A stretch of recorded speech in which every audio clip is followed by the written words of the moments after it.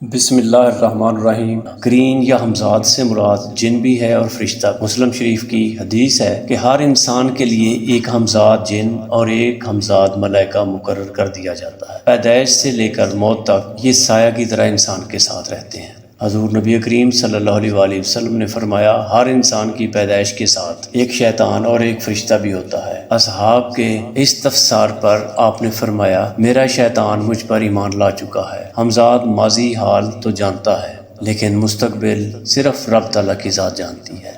البتہ قرآن کریم کے مطابق شیاطین آسمانوں سے کوئی ایک آدھ خبر پا لیں تو اس سے ضعیف الاعتقاد افراد کو بیوقوف بنایا جا سکتا ہے۔ کسی انسان کی موت کہاں اور کس حال میں ہوگی اس کے متعلق کوئی بھی یقین سے نہیں بتا سکتا۔ کوئی پیر و مرشد یہ دعویٰ نہیں کر سکتا کہ ماں کے پیٹ میں جو بچہ ہے یہ نیک ہوگا یا بد۔ سائنس یہ تو بتا سکتی ہے کہ لڑکا ہوگا یا لڑکی، لیکن بچے کی تقدیر کے متعلق نہ سائنس بتا سکتی ہے نہ کوئی پیر عامل یا کوئی بزرگ بتا سکتا ہے۔ اس تمام داستان میں تعلق اللہ یا قرب الہی کہیں بھی موجود نہیں۔ سب اس دنیا کے جتن ہو رہے ہیں، چند روزہ زندگی کے لیے وظائف اور چلے کاٹے جاتے ہیں کہ کوئی چیز ہاتھ لگ جائے جس سے لوگوں کو اپنا موتقید یا بیوقوف بنایا جا سکے، کمائی اور شہرت کا وسیلہ بن سکے۔ ان چیزوں کا آخرت سے کوئی تعلق نہیں۔ عزیز دوستو، آج کی اس ویڈیو میں جنات یا موکلات کی حقیقت، ان کو قابو کیسے کیا جا سکتا ہے، قرآن و حدیث میں جنات کا کہاں کہاں ذکر آیا ہے، جنات سے ہم کون کون سے کام لے سکتے ہیں، اسلامی طور پر یہ کام جائز ہوں گے یا ناجائز، جنات ہمیں کون کون سے نقصان پہنچا سکتے ہیں، اور جنات کو قابو کرنے والے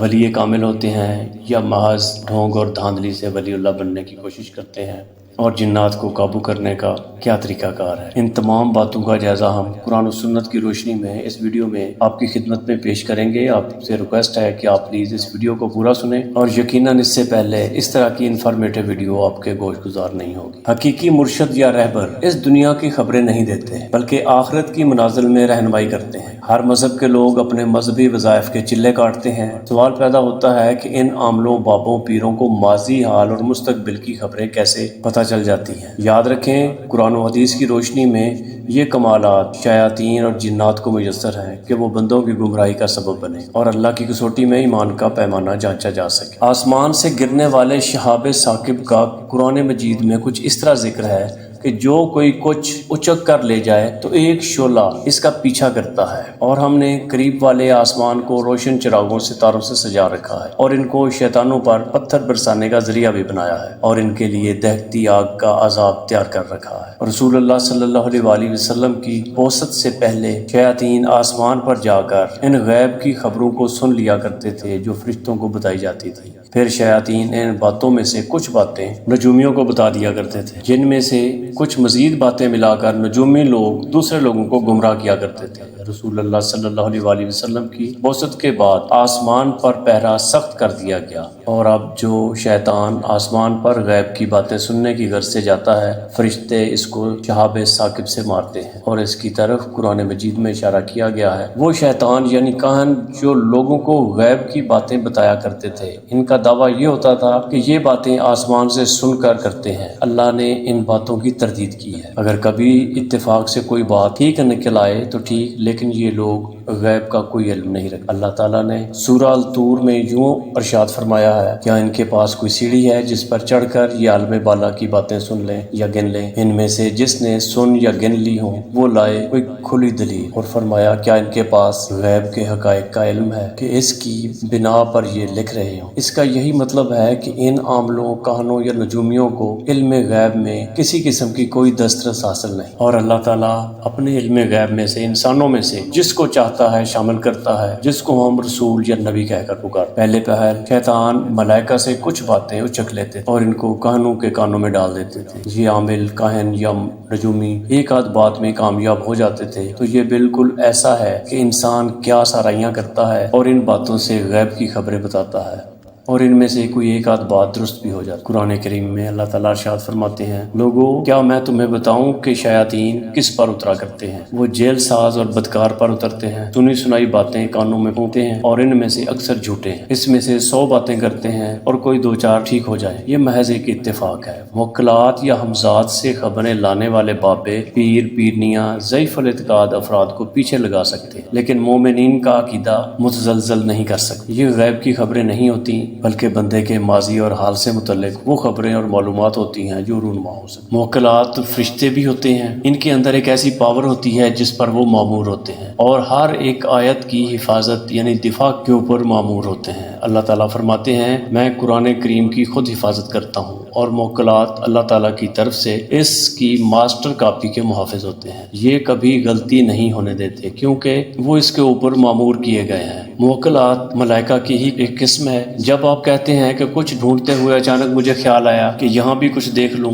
اور جب وہاں دیکھا تو وہی چیز جو میں ڈھونڈ رہا تھا وہ مجھے مل گئی، یہ کون تھا؟ یہ موکل ہے۔ اور انسان کہتا ہے کہ میں سویا ہوا تھا، اچانک ایک جھونکا آیا جو مجھے ایسے لگا جیسے کوئی بندہ ہے، لیکن وہاں کوئی بندہ موجود نہیں تھا۔ صبح ٹائم دیکھا تو 2:45 بجے ہوئے تھے، میں نے سوچا تہجد کا وقت ہو گیا ہے، چلو نماز پڑھ لوں۔ اس رات بڑی قبولیت کی نماز تھی، ایک دم یہ کیسے ہو گیا؟ یہ سب کچھ موکلات ہی کرتے ہیں۔ جس نے آپ کو جگایا ہے، چیزوں کے بھی موکلات ہوتے ہیں، سورہ رحمان کے اندر بھی ہیں، سورہ یاسین کے اندر بھی ہیں، بلکہ ہر چیز میں اور ہر طرح کے واقعات میں موکل ہوتے ہیں۔ لیکن موکلات کے بارے میں کچھ بھی بغیر اجازت نہیں کرنا چاہیے۔ موکلات کو قابو کرنے کے لیے قرآن نہیں پڑھنا چاہیے، قرآن کو صرف برکت کے لیے پڑھو اور اپنے راستے کو درست کرنے کے لیے پڑھو۔ اگر آپ کو پتہ چل جائے کہ کہیں جنات ہیں تو ان سے ہمیشہ بچو، ہمیشہ غیر جن سے بچنا چاہیے۔ جنات اگر آپ سے مذاق بھی کریں گے تب بھی آپ کو اڑا کے رکھ دیں گے۔ جنات کو قابو کرنے والی بات بڑی مشکل ہوتی ہے۔ جنات کی جنس اور ہے، ان کے ذریعے عرفان نہیں ہو سکتا۔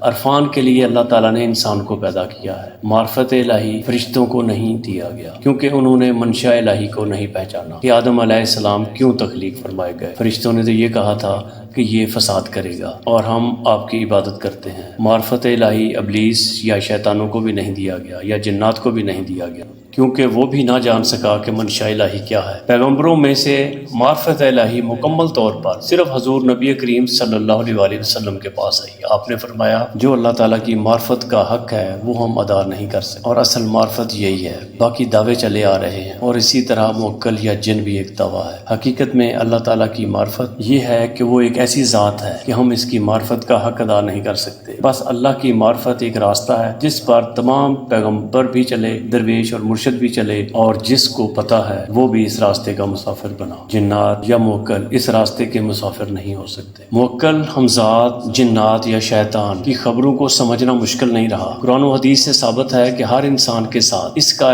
ایک سایہ ہمزاد یا شیطان بھی جنم لیتا ہے جو انسان کی موت تک اس کے ساتھ ہوتا ہے۔ اگر کوئی عامل مخصوص وظائف چلوں سے دوسروں کے ہمزاد سے زہری خبریں معلوم کر سکتا ہے تو ہمزاد کو قابو یا تسخیر کرنا کوئی حیران کن عمل نہیں۔ باقی علوم کی طرح یہ بھی ایک علم ہے جس سے یہ بابے پیر پیرنیاں لوگوں کو اپنے پیچھے لگا لیتے ہیں، اور لوگ اسے علم غیب سے تعبیر دیتے ہوئے ان لوگوں کو بزرگ یا ولی اللہ سمجھنے لگ جاتے ہیں۔ جنات کی تسخیر اگر کسی کے لیے بغیر قصد و عمل کے محض من جانب اللہ ہو جائے، جیسا کہ حضرت سلیمان علیہ السلام اور بعض صحابہ کرام کے متعلق ثابت ہے، تو وہ معجزہ یا کرامت میں داخل ہے۔ اور جو تسخیر عملیات کے ذریعے کی جاتی ہے اس میں اگر کلمات کفریہ یا اعمال کفریہ ہوں تو کفر، اور صرف مسیحیت پر مشتمل ہوں تو وہ گناہ کبیرہ ہے۔ اور جن عملیات میں ایسے الفاظ استعمال کیے جائیں جن کے معنی معلوم نہیں، ان کو بھی فقہا نے اس بنا پر ناجائز کہا ہے۔ ہو سکتا ہے کہ ان کلمات میں کفر و شرک یا مسیحیت پر مشتمل کلمات ہوں۔ جنات سے مدد لینے کی کچھ صورتیں واقعی میں شرک ہیں، جیسا کہ ان کی مدد حاصل کرنے کے لیے ان کے نام کے بکرے ذبح کیے جاتے ہیں، جنگلوں میں مرغے اڑائے جاتے ہیں، بکروں کی سریاں پھینکی جاتی ہیں،